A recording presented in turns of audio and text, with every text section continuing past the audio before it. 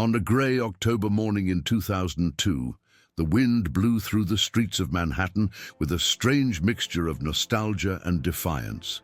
Elijah C.K. Kirby, at 84 years old, crossed the sidewalk with slow but steady steps, wrapped in a threadbare overcoat that had once been beige and now bore the faded hue of decades lived on the margins. His worn shoes betrayed the long road he had traveled, and the faded brown leather satchel he carried close to his body seemed more an extension of himself than a mere object. No one paid him any attention. He was just another one of the countless invisible faces wandering those streets, mistaken for one of the homeless sleeping beneath the corporate building awnings. The world around him remained indifferent, but Elijah carried within him a purpose older than his pain: to reclaim his name. That morning, he was not merely walking to visit a place. He was marching toward the history that had been stolen from him. For over half a century, Elijah had lived in the shadow of a lie. In his youth, he had been admired for his keen mind, his restrained charisma, and his almost religious obsession with spreadsheets, calculations, and projections.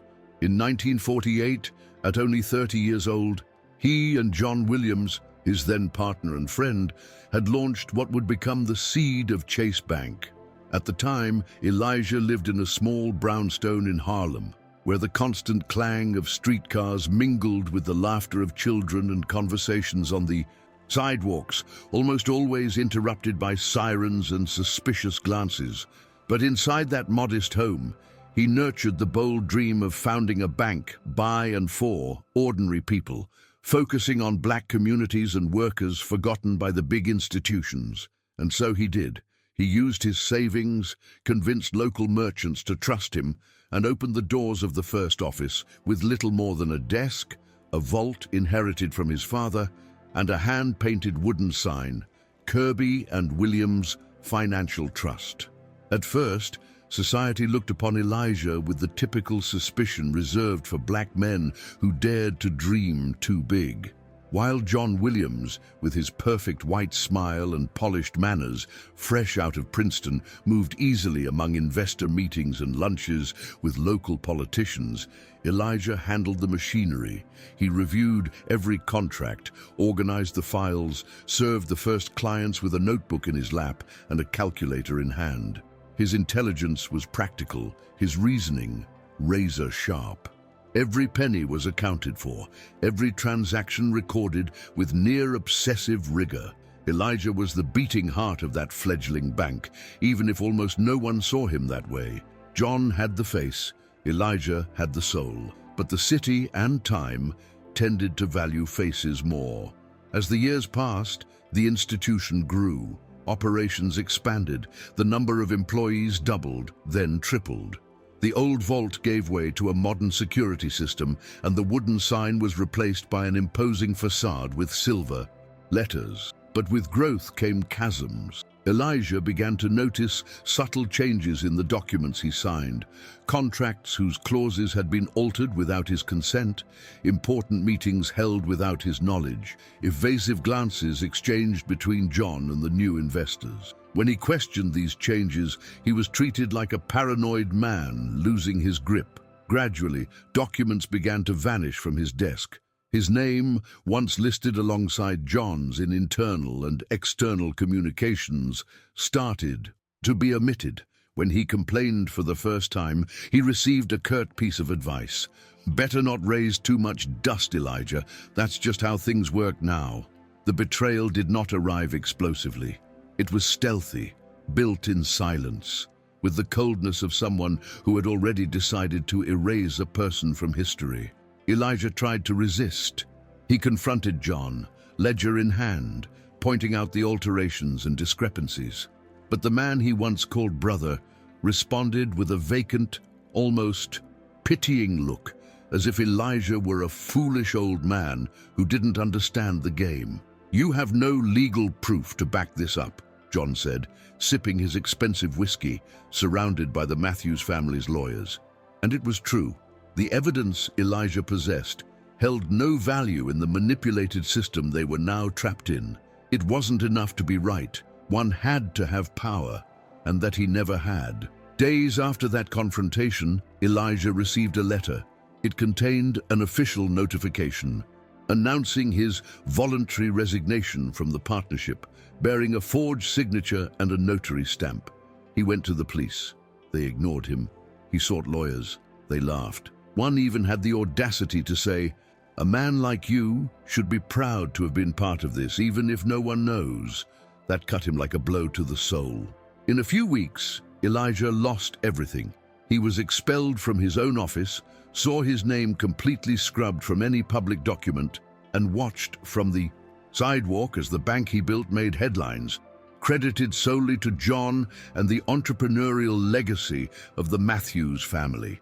His reputation, which still held in some local circles, was ruined by rumors orchestrated to depict him as unstable, falsifying records, endangering investor trust. The truth had been buried. Condemned to invisibility, Elijah carried his story folded inside a leather satchel, the only faithful witness to all he had lived through. In the years that followed, Elijah remained silent. It was not a silence born of cowardice, but of someone at war with an invisible, powerful enemy.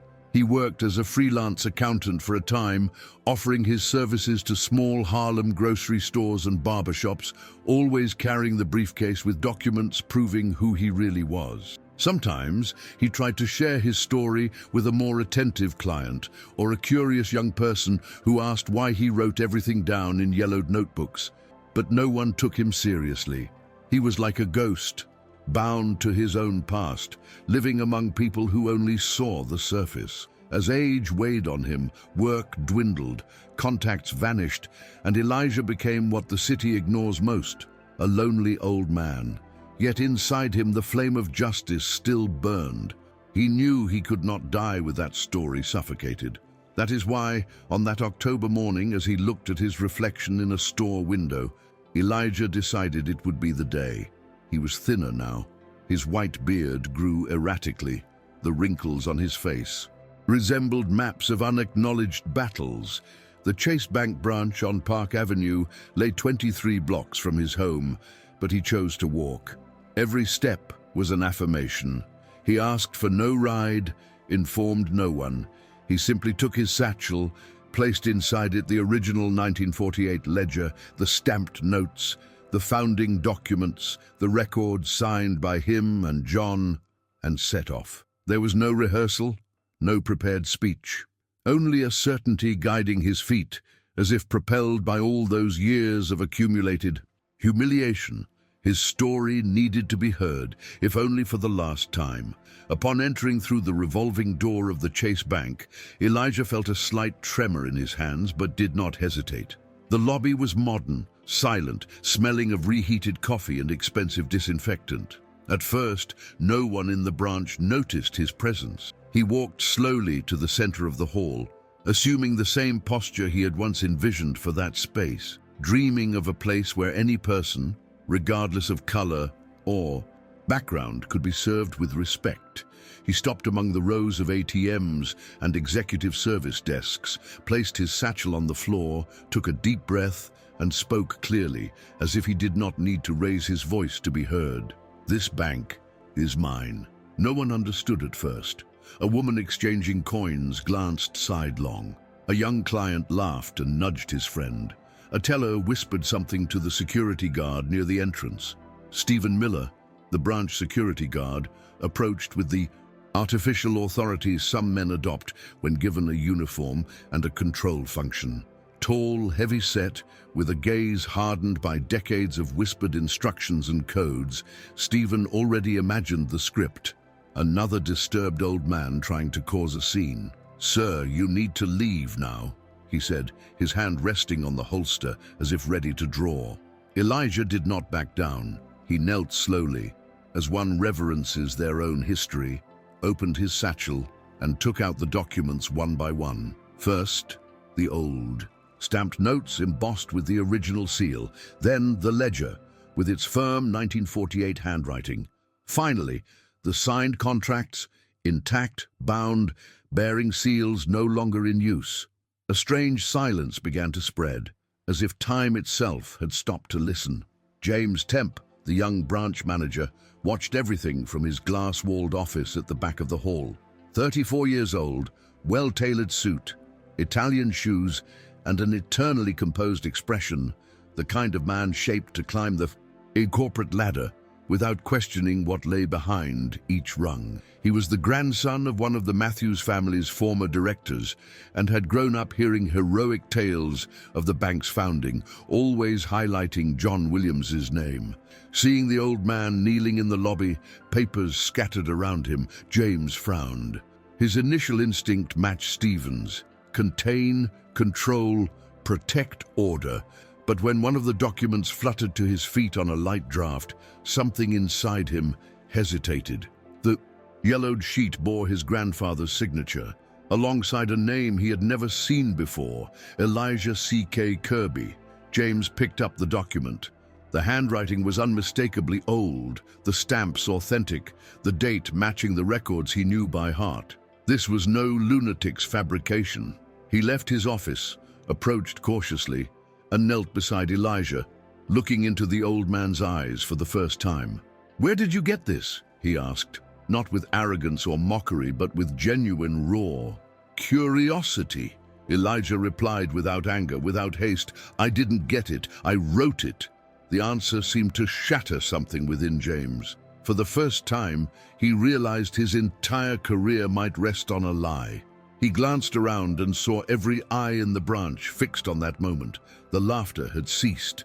The mockery gave way to uncertainty, and Stephen's authority, once rock solid, now wavered in the face of undeniable documents. Sensing the shift, Stephen stepped forward more quickly, visibly irritated by the growing attention. His hand gripped the gun's handle, as if Elijah's mere presence threatened the order he was sworn to protect. "This is a bank, not a theater," he shouted, trying to regain control.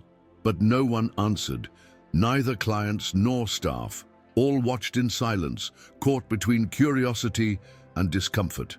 Elijah remained still, eyes fixed on James, as if knowing the outcome no longer depended on him, but on the manager's next move. The bank's cold, impersonal marble floor had transformed into an improvised altar of reconciliation, and with each new approach, the old man, once erased from history, became visible again. Emily Carter, a newly hired intern, timid and almost invisible in the branch's routine, was the first to act. With trembling hands but determined steps, she stepped from behind the counter, knelt, and picked up one of the ancient notes Elijah had dropped. She examined the paper as one holding a piece of history, then approached him. She said nothing. She merely knelt beside him and gently placed the note back in his hands. It was a small gesture, but enough to break the ice.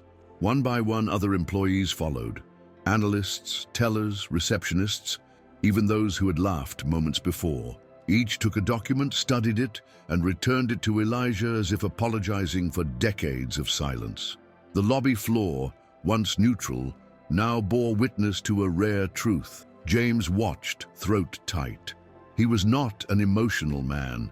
He had been raised to be pragmatic, objective, faithful to data, rules, official narratives. But there, before that silent movement, he felt something greater at stake. He approached Elijah again, not as a manager, but as a man confronting a blatant injustice. He took the 1948 ledger, leafed through its pages carefully, and recognized the accounting entries he had studied in college. Simple, meticulous, precise. He recognized the hand-drawn logo, the official seals. Even the old Harlem address he'd been told was merely an experimental community center. Now, it was all before him. For the first time, James realized he had never questioned the origins of the place where he worked. He had simply inherited the story and moved on. It was at that moment that Stephen lost control. Feeling ignored, stripped of authority, he shoved one of the employees who had approached and drew his weapon, pointing it directly at Elijah. The room froze. Suppressed shouts, held breaths, frozen steps. Elijah, however, remained serene, as if expecting this reaction. "Truth always frightens those who live by lies," he murmured firmly. James immediately stepped between Stephen and Elijah, arms raised, eyes wide. "Put that gun down, Stephen. Are you really going to shoot an 84-year-old man showing papers?" The question rang like a slap. Seething with anger, Stephen hesitated. The tension was unbearable. James then stepped forward, touched the barrel gently, and said firmly, "If you shoot him, you'll have to shoot me too." That was when Stephen backed down, defeated not by force, but by the unshakable presence of truth. With the weapon holstered and Stephen restrained by another employee, the branch seemed to exhale collectively, as if released from an invisible tension. James, documents still in hand, turned to Elijah with genuine respect. "I can't change the past," he said, "but I can do what's right now." Elijah merely nodded, eyes moist for the first time, not from fear, but from seeing, after so long, someone finally listening. James retrieved a folder from the reception desk, carefully organized each of Elijah's documents inside, and announced clearly, "These proofs will go straight to the board of directors. I will deliver them myself and tell the whole story, no matter who it upsets." Some employees applauded quietly, others nodded as if awakening from a long sleep, but no one laughed again. Emily remained by Elijah's side, offering him a chair. He sat slowly, sighing a breath that seemed to carry 50 years of exile. His time-worn fingers trembled slightly as they rested on his knee. The world felt lighter, not because he had won a battle, but because someone had finally listened. Clients who had once been indifferent now regarded him as the central figure of something greater, witnessing a rare moment of living justice. Even those unaware of the full story sensed they were witnessing something important, something that no bank form or rehearsed customer service phrase could contain. There, on that cold marble floor, a man had reclaimed his voice, and that changed everything. James returned to his office carrying the folder like a sacred artifact. Each step down the corridor felt heavier than the last. He knew what he was about to do: confront his own bloodline, challenge the narrative sustaining the Matthews family's prestige, and likely jeopardize his career. But for the first time, none of that mattered. He printed copies of the documents, digitized the entire ledger, backed it up in 3 different folders, and drafted a memorandum detailing the events with meticulous precision. Its title was straightforward: Historical Claim, Elijah C.K. Kirby. The text made no pleas, offered no excuses. It was a cold, firm, documented account, clearly stating the urgency of a public and institutional retraction. Meanwhile, below, Elijah remained seated, now surrounded by employees asking questions, listening attentively, and, for the first time, calling him by his full name. He recounted how he had safeguarded that ledger all those years, how he lost friends, credibility, and peace, but never lost certainty in what he had done. He spoke of the Harlem days, the first vault he painted by hand, the crooked nail-driven wooden sign, the joy of serving the first clients, many of whom had never held a bank account. Emily listened with shining eyes. "You should write a book, Mr. Kirby," she said with a gentle smile. He returned her smile, though weariness lingered in his gaze, as if knowing that even a book might go unread. "If I'd written one, no one would have read it," he replied. "Today, for the first time, I am being read." Shortly thereafter, 2 representatives from the bank's board arrived at the branch, summoned urgently by James. Experienced men used to handling scandals discreetly, always mindful of the institution's image, they were unprepared for what they found. Entering the lobby and seeing Elijah surrounded by attentive staff, holding documents over 50 years old, they were struck by a nagging doubt. What if it were true? James led them to the meeting room, and with all proofs laid out on the table, delivered the most important presentation of his life. No slides, no performance metrics, only facts, names, dates, signatures, and a timeline, clearly showing how Elijah had been erased from the bank's history for convenience, racism, and self-interest. Downstairs, Elijah waited in reception. No euphoria, no tension, only serene exhaustion, as one who knows they have done all they could. He expected neither apology nor compensation. He sought a deeper justice, the justice of being recognized as a man, as a founder, as someone who did not invent a story but lived one that was erased. Emily brought him a bottle of water, and an unknown client approached to greet him. "I didn't know your story, but I should have," the man said, shaking his hand firmly. Elijah smiled, feeling something he had not felt in decades: belonging. For the first time in a long while, he was not the one explaining. It was the world around him that little by little began to understand what had been done to him. In the boardroom, the directors leafed through the documents with growing attention. At first, they maintained the composed detachment typical of corporate veterans, but the solidity of the evidence was undeniable. The ledger contained years of handwritten transactions, dated, organized, and precisely signed. There were recommendation letters from the era, deposit receipts from Harlem community members, records of founding meetings predating the bank's official charter. All of it dismantled the official narrative constructed over decades. One director, a white-haired man with an austere expression, set the papers aside for a moment, stroked his chin and murmured, "This is irrefutable." James said nothing. He simply stared at them, waiting, not for validation, but for action. At the meeting's end, the directors left with the documents in hand, promising an internal review and an official response within 48 hours. James knew this was only the beginning of a long process, fraught with resistance and attempts at cover-up. But he also knew there were witnesses now. Copies existed. People had heard the story.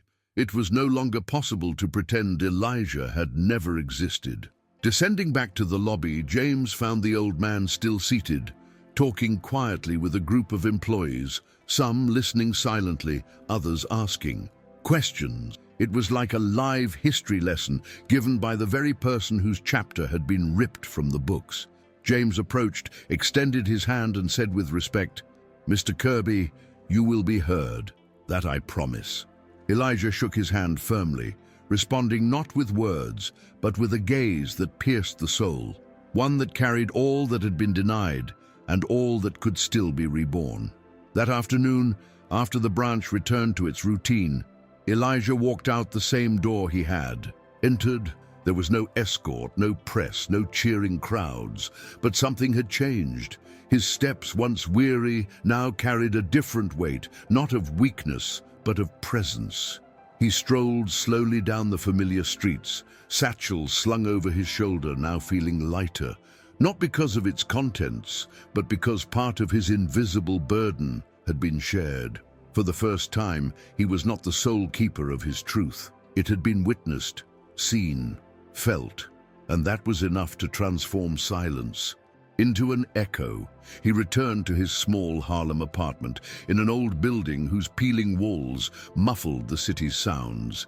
He set the satchel on the floor, sank into the armchair by the window, and watched the sky shift colors. There was no celebration, no immediate promise of justice, but there was peace.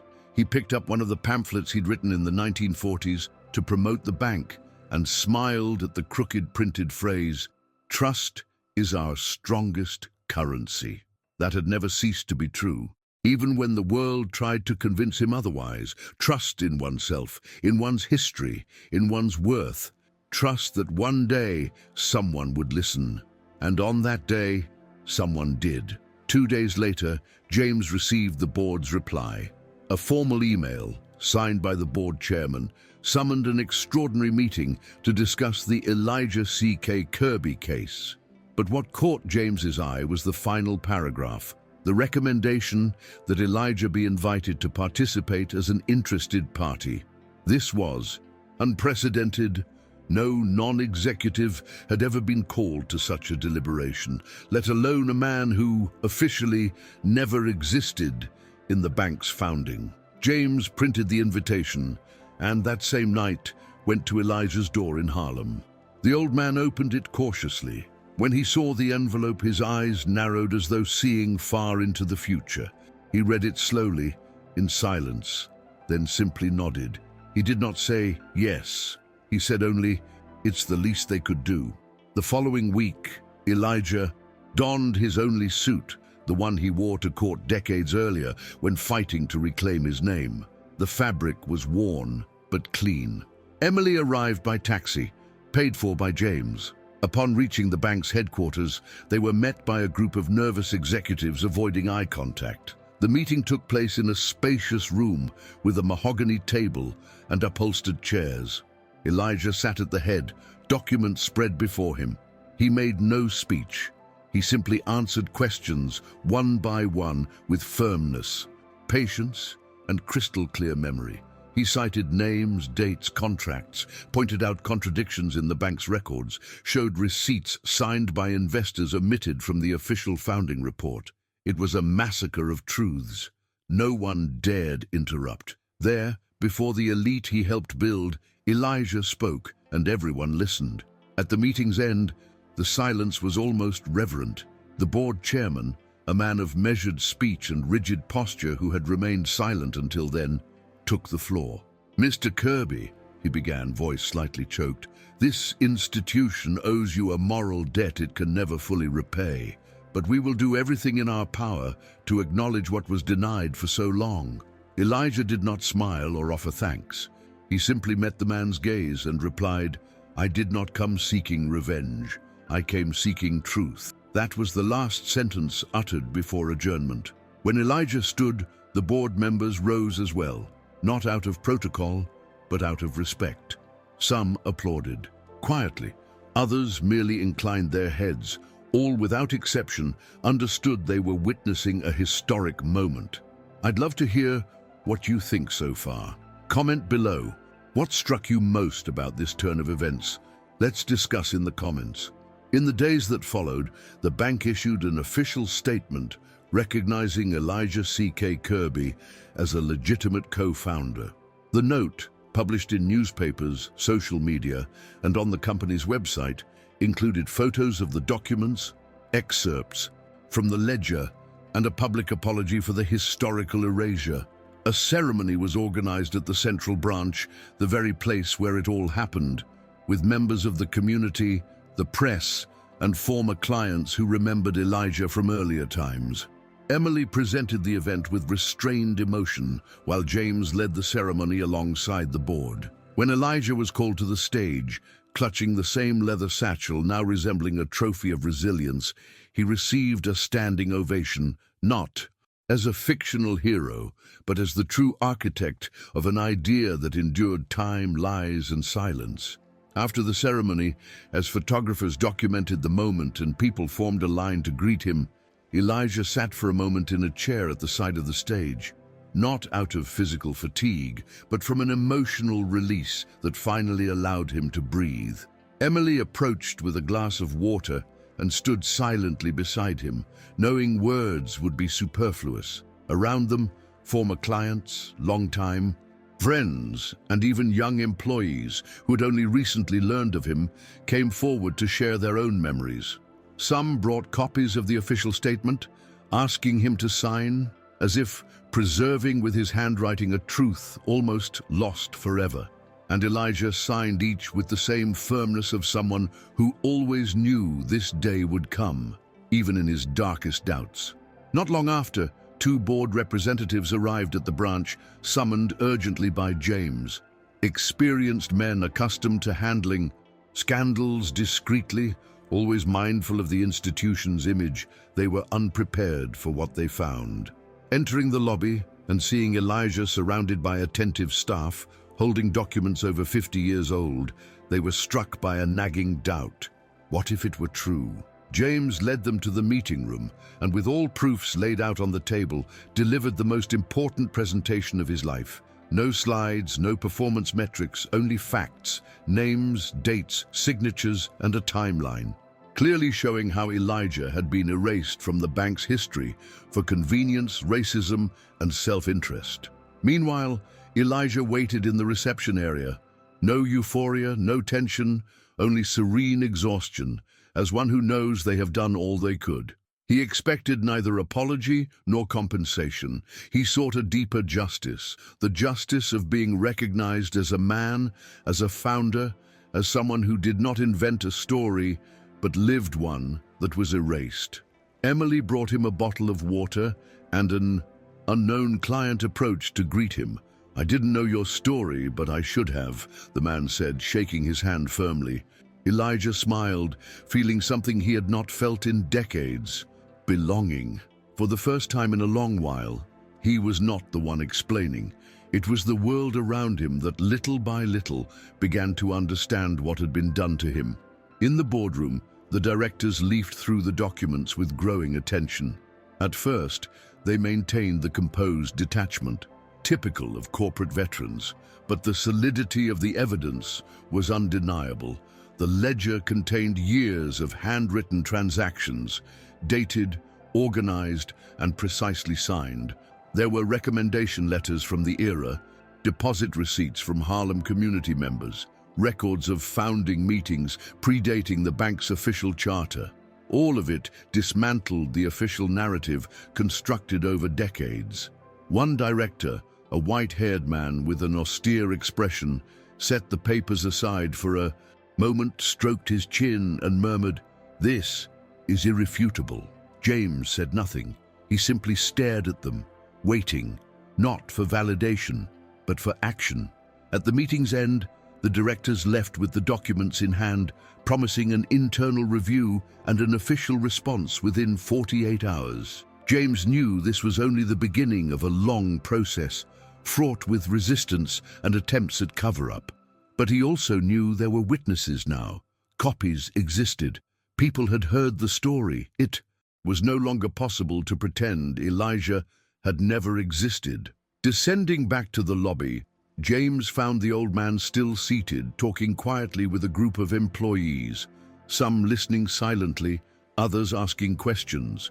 It was like a live history lesson given by the very person whose chapter had been ripped from the books. James approached, extended his hand, and said with respect, "Mr. Kirby, you will be heard. That I promise." Elijah shook his hand firmly, responding not with words, but with a gaze that pierced the soul, one that carried all that had been denied and all that could still be reborn. That afternoon, after the branch returned to its routine, Elijah walked out the same door he had entered. There was no escort, no press, no cheering crowds, but something had changed. His steps, once weary, now carried a different weight, not of weakness, but of presence. He strolled slowly down the familiar streets, satchel slung over his shoulder now feeling lighter, not because of its contents, but because part of his invisible burden had been shared. For the first time, he was not the sole keeper of his truth. It had been witnessed, seen, felt, and that was enough to transform silence into an echo. He returned to his small Harlem apartment in an old building whose peeling walls muffled the city's sounds. He set the satchel on the floor, sank into the armchair by the window, and watched the sky shift colors.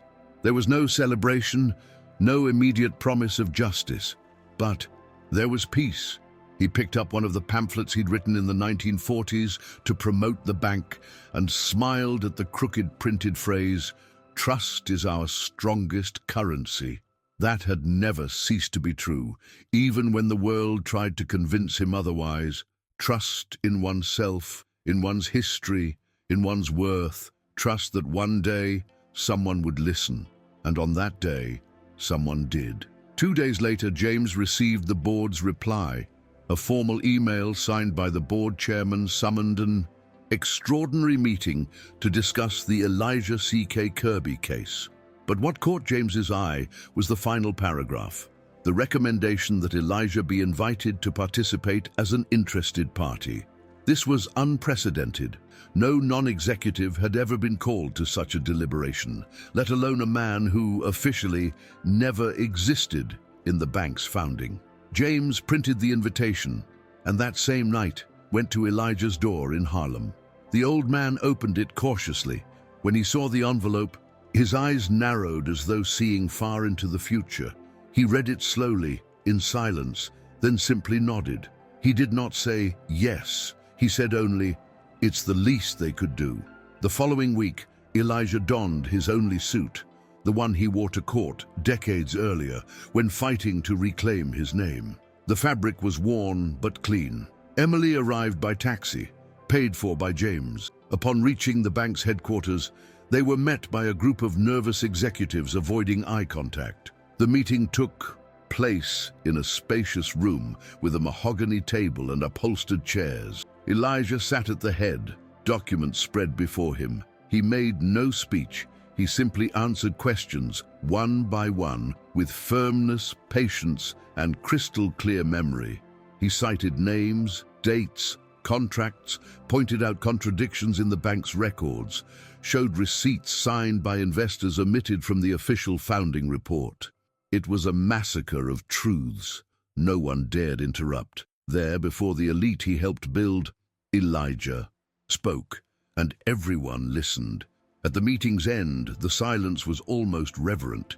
The board chairman, a man of measured speech and rigid posture who had remained silent until then, took the floor. "Mr. Kirby," he began, voice slightly choked, "this institution owes you a moral debt it can never fully repay. But we will do everything in our power to acknowledge what was denied for so long." Elijah did not smile or offer thanks. He simply met the man's gaze and replied, "I did not come seeking revenge. I came seeking truth." That was the last sentence uttered before adjournment. When Elijah stood, the board members rose as well, not out of protocol but out of respect. Some applauded quietly, others merely inclined their heads.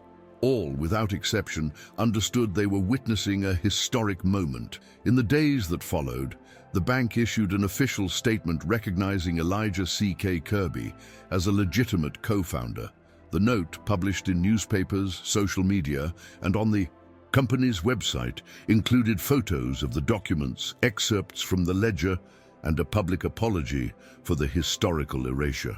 A ceremony was organized at the central branch, the very place where it all happened, with members of the community, the press, and former clients who remembered Elijah from earlier times. Emily presented the event with restrained emotion, while James led the ceremony alongside the board. When Elijah was called to the stage, clutching the same leather satchel now, resembling a trophy of resilience, he received a standing ovation, not as a fictional hero, but as the true architect of an idea that endured time, lies, and silence.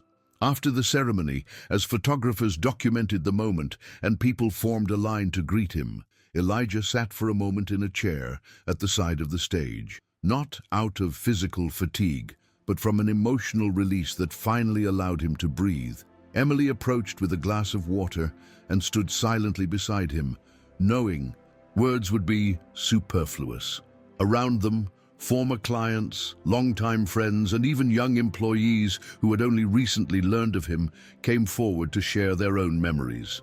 Some brought copies of the official statement, asking him to sign, as if preserving with his handwriting a truth almost lost forever.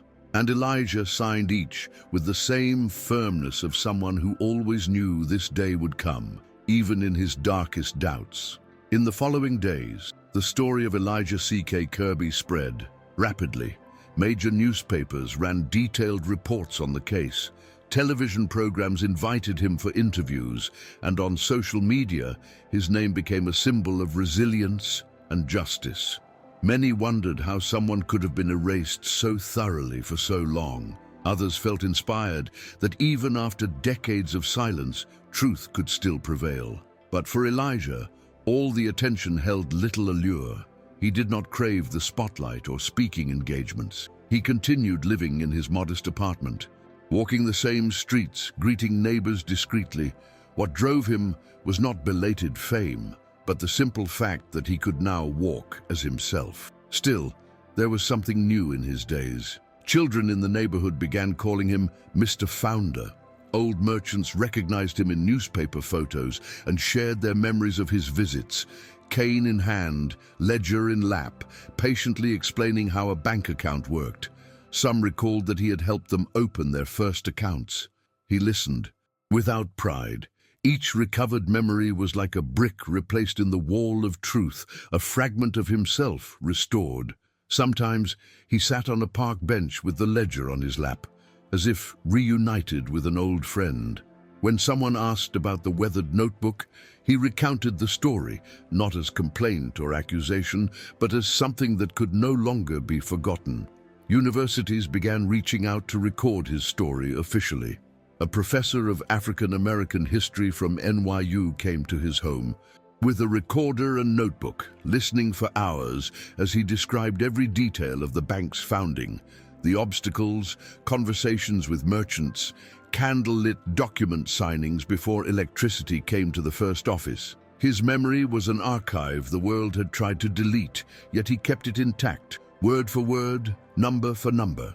At the interview's end, the professor squeezed his hand and promised, "This story will be in the books, with your full name." Elijah smiled faintly. No illusions. He knew that inclusion in books did not guarantee reading, but it was a start. That initiative grew.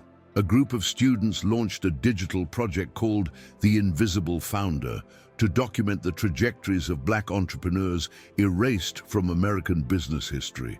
Elijah became the first chapter. With this came symbolic honors. An auditorium named after him, a plaque at the original branch entrance, and a timeline installed in the main hall, beginning with his name beside a black and white photo from the bank's founding. Yet none of these tributes moved him as much as the day he saw a boy with a backpack stop before the plaque and read his name aloud.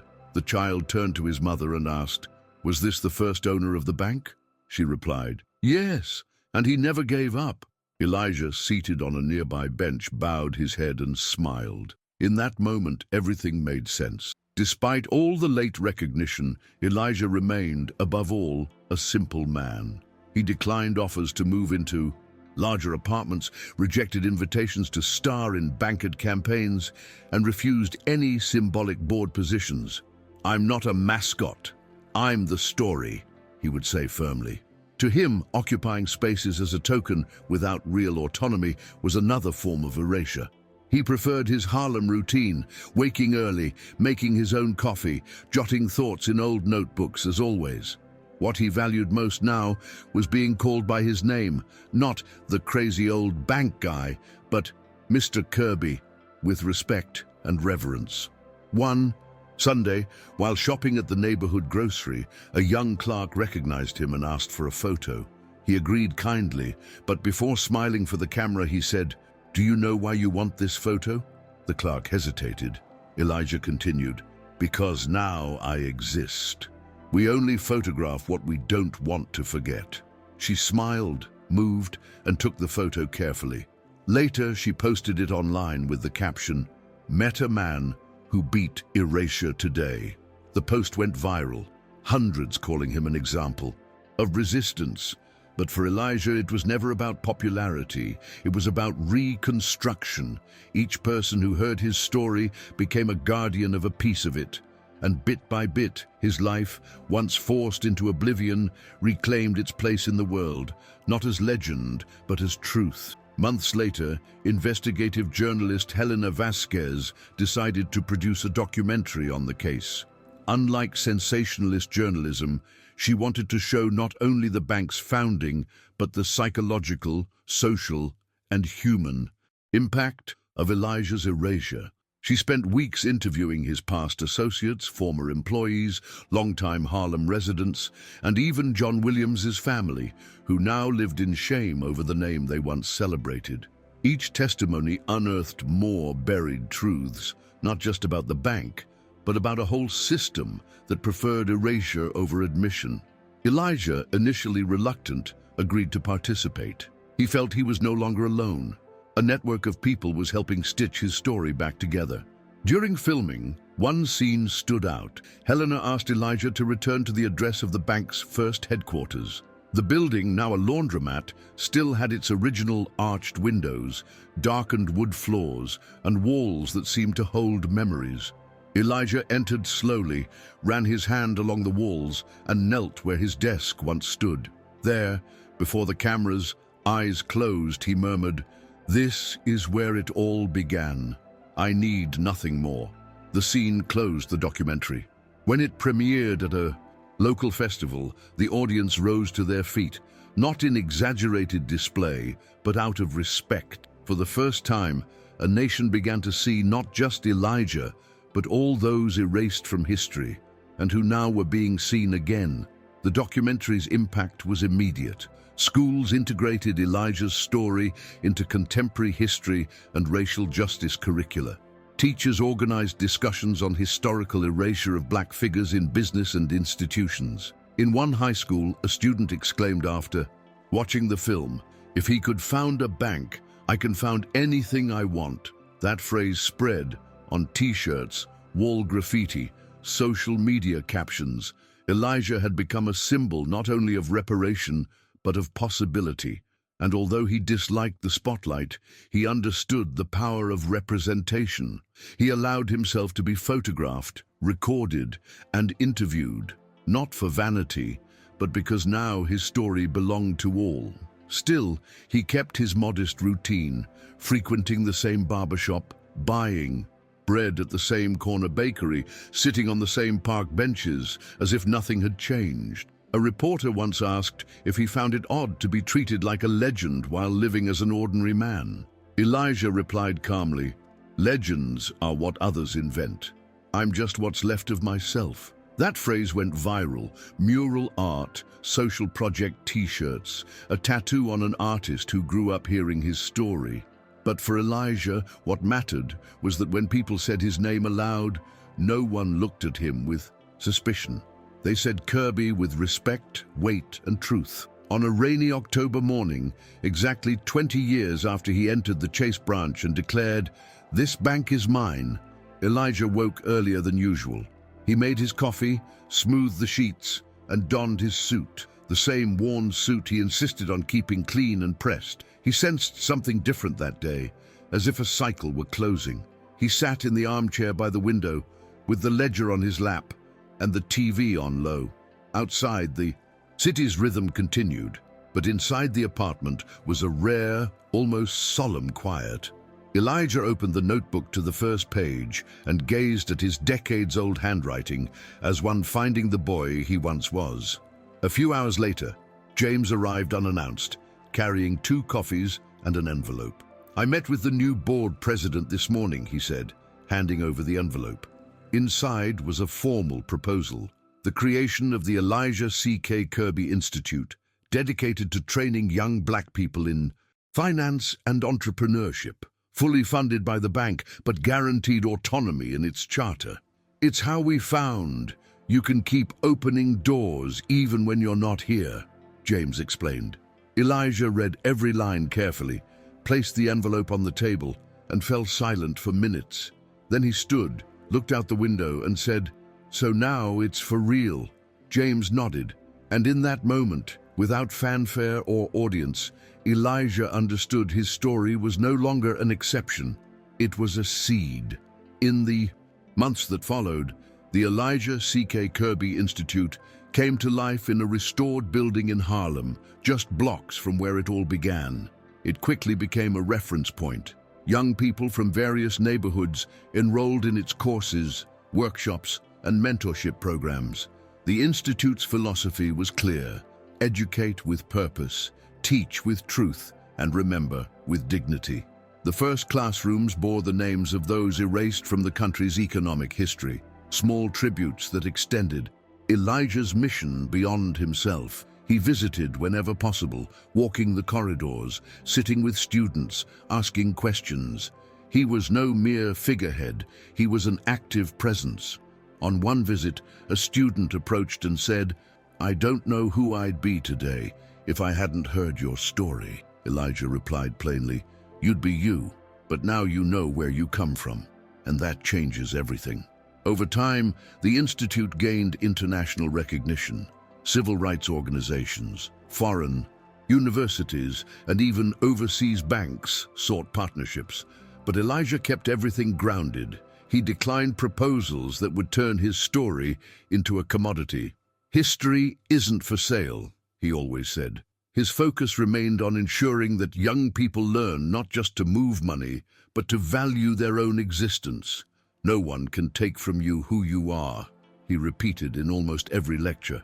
He spoke more about identity, memory, and what it means to exist in a system that tried to convince him he did not exist. In the end, that was the true legacy. A space where no one would ever have to shout, "This bank is mine," to be heard. One especially calm late afternoon, Elijah was surprised by an unexpected visitor. Emily Carter, now manager of one of the bank's branches, appeared at his door with a handmade gift. "It's been 20 years, she said, handing him the package. Inside was a replica of the original ledger, leather-bound, with all pages digitized and restored, accompanied by a dedication, "So they never erase you again." Elijah ran his fingers over the cover gently, then looked at Emily with eyes that spoke more than any words. "You believed before anyone else," he said. Emily, moved, replied, "I only did what was right." But to Elijah, it was always more than right. It was the beginning of the turnaround. They sat for tea, as they had so many times over the years, talking about life, the institute, the new students, and how things had changed, albeit slowly and still incomplete. Emily told him she always shared his story on every new hire's first day. "They need to know where they stand," she said. Elijah smiled, satisfied. "Truth changes how we walk," he replied. That afternoon passed unhurriedly, as if time itself slowed out of respect for their shared history. No grand revelations, no dramatic moments, just two people once on opposite sides of the counter, now united by something greater, the certainty that no one is ever too small to make a difference. After that visit, Elijah devoted more time to writing. Encouraged by institute students and university professors, he began organizing his memories into a book, not a traditional autobiography, but written as he spoke, direct, honest, without embellishment. "I don't want it to sound pretty, I want it to sound real," he always said. The book was titled "Before They Erase Me Again," with short chapters, each recounting a memory, a record, a thought. He wrote every morning at the kitchen table with a black pen and a stack of papers Emily helped revise. The launch was simple, an event at the institute, students reading excerpts aloud while Elijah sat at the center, listening as his life was given back in words. On the day of the launch, it poured rain. Yet the institute's hall was packed, people standing in the corridors, others outside under umbrellas, listening through an improvised speaker. When his turn came, Elijah took the stage with the book in hand, looked at the audience and said, "For a long time I was a footnote no one read. Today I'm a chapter." He was applauded for minutes with cheers, claps and tears. But what touched him most was seeing, at the back of the room, a group of students wearing shirts that read, "Trust is our strongest currency." He placed a hand over his heart, took a deep breath and concluded, "I don't know how much time I have left, but if what I did helps you walk with your head held high, every silence I endured was worth it." In that moment, every silence that once suffocated him was replaced by voices that would never fall silent. With the book's success, Elijah received invitations nationwide, from universities, foundations, even banks that decades earlier would not have opened an account in his name. He declined most. He no longer wished to travel or speak to audiences who discovered him only now, after ignoring him for so long. He preferred to stay where his story began and was reborn. Harlem was home, its sidewalks, his memory, the institute, his legacy. When asked why he refused most invitations, he replied simply, "I've traveled enough inside myself. Now I want to stay where I found me." Still, he recorded a few video testimonials that were shown at events across the country. In one, he said a phrase that spread worldwide: "Truth may be delayed, but it never disappears. It just waits for the right moment to be heard." One ordinary morning, Emily found Elijah in the Institute's lounge, surrounded by students. He was recounting the first time a client requested a loan at the original bank, and how he lent based on something no spreadsheet could measure: character. A student asked if he ever feared trusting so much. Elijah chuckled softly and replied, "Of course I did, but fear is no excuse to deny opportunity." That phrase became the motto of a new institute campaign. Young people repeating in unison, "Fear is no excuse to deny opportunity." It was as if every seed Elijah planted was sprouting in places he never imagined, and he knew it was no longer about the bank, the name, the documents. It was about what remained, what endured, what would continue even after he was gone. Over the years, Elijah slowed his pace. He no longer walked Harlem's streets as much, preferring to sit on the bench in front of the institute, watching young people come and go with notebooks, backpacks, and dreams. There, in silence, he witnessed the future unfolding before his eyes. Sometimes he napped, sometimes he smiled. At passers-by, everyone greeted him. Some sat beside him, took selfies, others simply said thank you and walked on. He no longer needed many words. His presence spoke volumes. When asked by a reporter what he was most proud of, he replied, "Seeing people I've never met say my name with respect. That's more than justice. That's continuation." He did not seek eternity. He only wanted truth to outlive him. One cold winter afternoon, Elijah did not show up at the park bench. Emily went to his apartment as she always did when he was late, and immediately knew. He sat in the armchair, ledger on his lap, eyes closed, posture as always, as if merely resting. There was no sadness, only reverence. On the side table lay an envelope addressed to the institute. Inside, a letter. "If you're reading this, I'm gone, but I left all that I am with you. Keep going." The news spread quickly. Harlem paused. Flags flew at half-mast. Candles lit the institute steps. For days, the neighborhood seemed to breathe more slowly, as if mourning something too precious to replace. Elijah's wake was held in the institute's auditorium. No pomp, no long speeches, just people, many people, each bringing a piece of the history he helped rebuild. Students in project t-shirts, former grocery store clients, professors, bankers, children, all wanting to leave something. A letter, a flower, a memory. In the center, beside the simple coffin draped with a cloth embroidered "Trust is our strongest currency," lay the original ledger, open to the first signed entry. It was more than a book. It was a testament. James spoke briefly but poignantly. He taught us that a story need not be grand to be immortal. It only needs to be true. Then, in silence, Emily read aloud his full name, Elijah Charles Kingsley Kirby. In that moment, no one doubted who he was.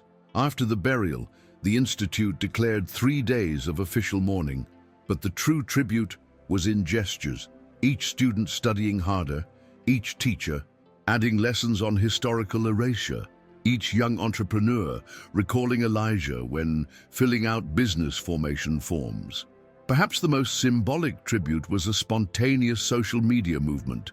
People across the country sharing stories of family members erased from history under the hashtag #IHaveMyElijah2. Soon it became a living archive of names and memories. The Institute created a digital mural to preserve these stories, with a simple message at the top: history does not belong to the loudest, but to those who refuse to forget. Months after Elijah's passing, James organized one final tribute he had quietly planned: reinstallation of the bank's founding plaque, now with the correct names. The old plaque, crediting only John Williams, was removed in a discreet ceremony, attended by board members, longtime employees, and institute students. In its place, a new bronze plaque was affixed at the headquarters entrance. Founded in 1948 by Elijah C.K. Kirby, visionary, builder, resilience. No applause followed. The moment was too solemn for clapping, but the emotion was in every gaze, every held breath. James stood with hands in pockets, eyes red, staring at the new plaque as if to silently say, "Now it's right." News of the corrections spread worldwide. Financial magazines ran articles, updated documentaries aired, major newspapers published editorials, all highlighting what had been ignored. that Chase Bank was born from the hands and mind of a black man at a time when that seemed impossible. Yet the most profound impact was in the communities. Small business owners began naming their ventures after Elijah. Kirby Cafe, Elijah's Barbershop, CK Auto Parts. It wasn't a trend, it was honor. Elijah had become more than a name. He was a symbol of courage and living memory. With each new storefront bearing his name, a visible reminder emerged that he had existed, and no one could ever erase him again. Over time, the Elijah C.K. Kirby Institute expanded beyond Harlem, opening branches in other cities with the same mission to train young black leaders in spaces once reserved for service entrances. Each new site followed the original's principles, with memory murals, community libraries, and free courses. But they all shared a common feature: an empty chair placed prominently in the main rooms. It was never to be occupied. A plaque beside it read, "In memory of those who built and were forgotten, in honor of those who refused to let history die." Elijah had become more than inspiration. He was a continuous presence. Even absent, everyone knew he was still teaching. And he would continue to teach because his story spread like roots through concrete. In universities, it became a case study. In training programs, an example of ethics and perseverance. In community circles, a reference of courage. But the most beautiful impact was in small things. The boy writing Kirby in his notebook as a synonym for strength. The woman requesting an Elijah-style loan based on trust. The child pointing to his portrait and saying, "That's the man who never gave up." Elijah never sought monuments, yet he became one, not of stone or marble, but of remembrance. As he once said, "When memory is strong enough, it becomes a path for those who follow." On institute anniversaries, a tradition was born, reading aloud the first ledger entry. A new student always performed it, symbolically continuing the story. Before reading, the student said Elijah's full name, followed by a respectful silence, then read the first entry of the time-worn notebook that defied time, neglect, and erasure.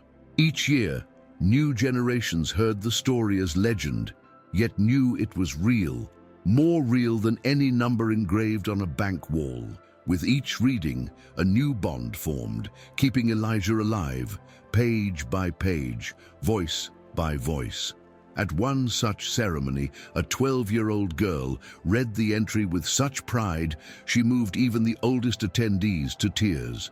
Afterward, she looked at the audience and said, "If he could believe in himself, so can we. Now it's our turn." The crowd rose in applause. It wasn't scripted, but no one would ever forget it. Even absent, Elijah C.K. Kirby continued to ignite courage in people. He was not just a name, he was an invitation to resist, to remember, to refuse silence as a sentence. And perhaps that was his greatest legacy, because in the end, Elijah C.K. Kirby did more than reclaim his story. He returned a voice to all who had ever been, made invisible. Today, when passing the bank's main branch, it's impossible not to notice the bronze statue installed there. Elijah seated with the ledger on his lap, head held high, gaze firm. It's not a monumental sculpture meant to impress tourists. It's meant to remind. The plaque at its base doesn't boast distinguished founder or institutional pillar. It simply reads, "Here sits a man who never ceased to exist, even when the world pretended he wasn't here." Around it lie flowers, notes, photos. People stop just to say thank you, even if they never met him, because somehow everyone knows him now. And in every remembrance, every citation, every young person entering the institute carrying their own name with pride, Elijah lives on. And so ends the story of a man who for too long walked burdened by silence, whose name was stripped away, whose deeds denied, whose existence pushed into oblivion, but who never gave up because he believed that truth, sooner or later, always finds someone willing to listen. Elijah C.K. Kirby departed without raising his voice, without seeking vengeance, without making a spectacle. He merely endured, and that is why, today, his name is whispered with respect in classrooms, spoken firmly in boardrooms, and remembered fondly by generations born long after it all began, because what he built can never be erased, neither by time, nor by lies, nor by silence. If this story moved you, turn on notifications to receive the next videos and share it with someone who needs to know Elijah C.K. Kirby. Truth only lives when passed on.